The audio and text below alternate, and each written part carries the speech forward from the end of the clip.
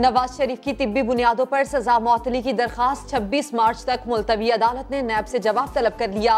Chief justice ने सवाल किया, ऐसी कोई मिसाल है कि मुजरिम को अदालती हुदूद से बाहर जाने दिया जाए? हमारी तारीख के ट्रायल के दौरान जो बाहर गया वो वापस नहीं आया। अपील मंजूर भी कर लें तब भी नाम ECL में होने पर मियां साहब बाहर नहीं जा सकते।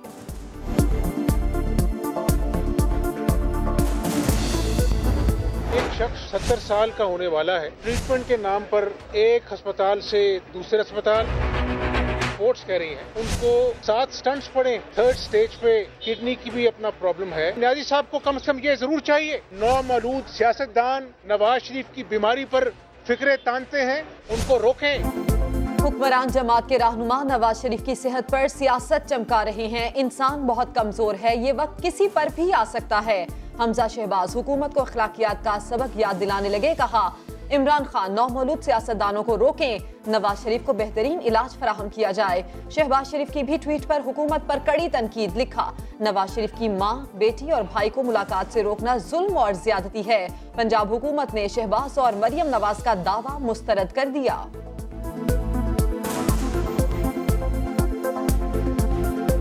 की ऑफर है, ना को मिलने का उनको, ना मरियम बीबी को कोई उसमें मसला है, ना शहबाज शरीफ साहब को कोई मसला है, वो जब मिलना चाहते हैं मिलने। मेगा मनी लॉन्ड्रिंग केस में आसिफ अली जरदारी और फरियाल तालपुर की गिरफ्तारी का खतरा फिलहाल टल गया। सिंध हाई कोर्ट ने 10 रोज की अबूरी जमानत मंजूर कर ली। केस इस्लामाबाद मुंतकिल पर हुक्म इम्तना की दरखास्त मुस्तरद। सिंध हाई कोर्ट ने चेयरमैन नैब और बैंकिंग कोर्ट को नोटिस जारी कर दिए।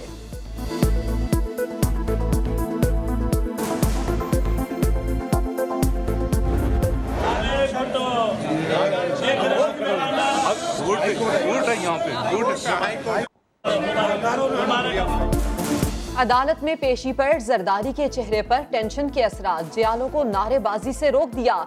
जमानत मिलते ही मूड खुशगवार हो गया। समा ने सवाल किया, जरदारी साहब जमानत तो मिल गई, क्या नैब के सामने सरेंडर करेंगे? जियाले लीडर ने जोरदार कहकहा लगा दिया।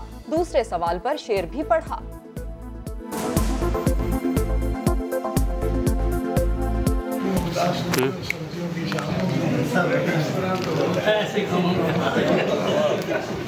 जरदारी साहब, जमानत देने का मकसद ये है कि आप नैब के सामने सरेंडर करने जा रहे हैं?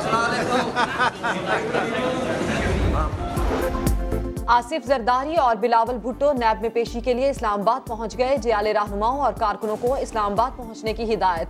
वजीर आला सिंध मुराद अली शाह कहते हैं, नैब के जरिए सिंध हुकूमत पर दबाव डाला जा रहा है।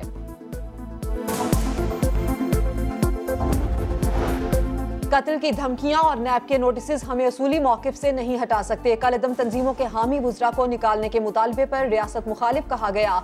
बिलावल भुट्टो का ट्विटर पैगाम। कहा, अपने मौकिफ से पीछे नहीं हटेंगे। कलदम तंजीमों की मदद से इलेक्शन जीतने वालों को हुकूमत से निकालने का मुतालबा।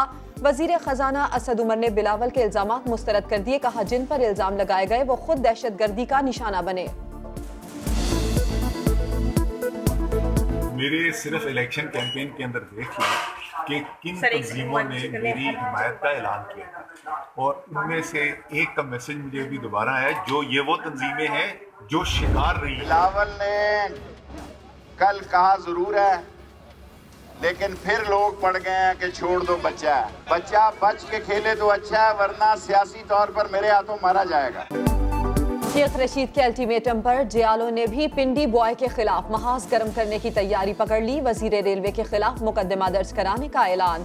शेख रशीद के बयानात पर हुकूमत से वजाहत तलब। चौधरी मंजूर और नैयर बुखारी कहते हैं, सियासी क़यादत को दीवार से लगाना मुल्की मफाद में बेहतर नहीं। शेख रशीद के खिलाफ जहां पे उसकी रहायश है, उस थाने में बाकायदा इस कत्ल की धमकी की FIR दर्ज करवाने जा रहा है। विफाकी काबीना की क्राइस्ट चर्च हमले की शदीद मजम्मत। बहादुरी का मुजाहरा करने वाले शहीद नईम रशीद को खिराज अकीदत। वजीर आजम इमरान खान ने कहा कि दहशतगर्दी और इंतहा पसंदी का कोई मजहब नहीं होता। तर्जुमान दफ्तर खारजा कहते हैं, कीवी वजीर आजम के रवैये ने पाकिस्तानियों के दिल जीत लिए। नईम रशीद की बहादुरी के एतराफ पर शुक्रगुजार हैं।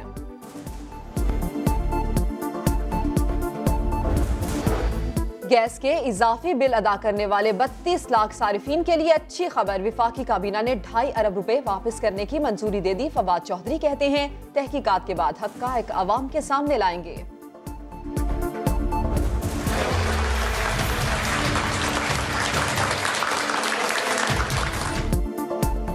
गर्मियों से पहले पाकिस्तानियों के लिए बड़ी खुशखबरी। थरकोल से बिजली की पैदावार शुरू। 330 मेगावाट बिजली नेशनल ग्रिड में शामिल हो गई।